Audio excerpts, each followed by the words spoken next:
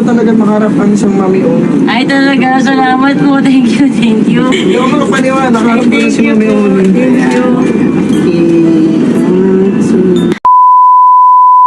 What's up guys? Ito nga po pala si Ryan Artist. So today's video, mapapanood natin yung vlog namin ni Mami Oni o mas kilalang Tony Fowler.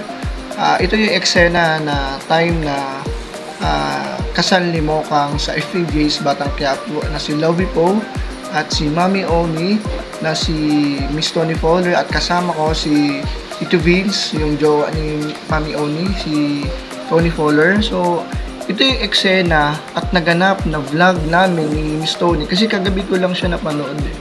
So ngayon, ipapakita ko sa inyo yung vlog na ginawan ko siya ng painting at binigay ko personal mismong sa location ng FPJ's Batang Quiapo.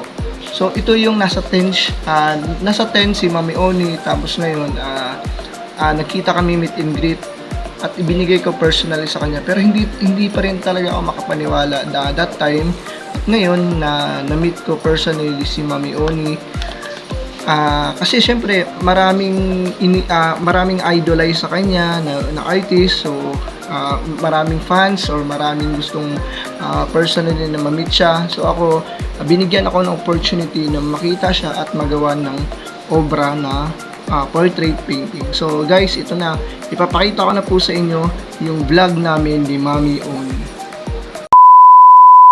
Takay ko sa mga kay Jowa na please paano ma-videoan mo at ma-share natin sa kanila kasi ito na nga marami ng mga tao at may mga abay na mga extra. Grabe, sobrang ganda, parang totoong kasal talaga at ang bongga parang sasakyan, di ba? From set up to my outfit, di ba, yung Mami Oni mo, bridesmaid yan for today's video. Never pa ako naging bridesmaid pero ito na nga natupad na dito sa FPJ's Batang Quiapo taping at hinahawak ako talaga na napakahaba ng damit ko. Diyos ko, alam niyo naman na 5 flat lang po si Mami Oni nyo. Pwede po ba? Oo, ba? Mami Oni. Ay, wow. Actually, number 1 fan ako ninyo. Sana all. Talaga.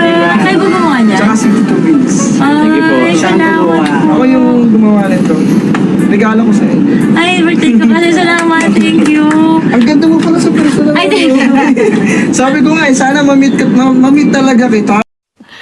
Sana all. Salamat. Thank you so much. So, pangarap ko talaga makaharap ang isang Mami Oni. Ay, talaga. Salamat po. Thank you. Hindi ako makapaniwala, nakaharap ko na si Mami Oni.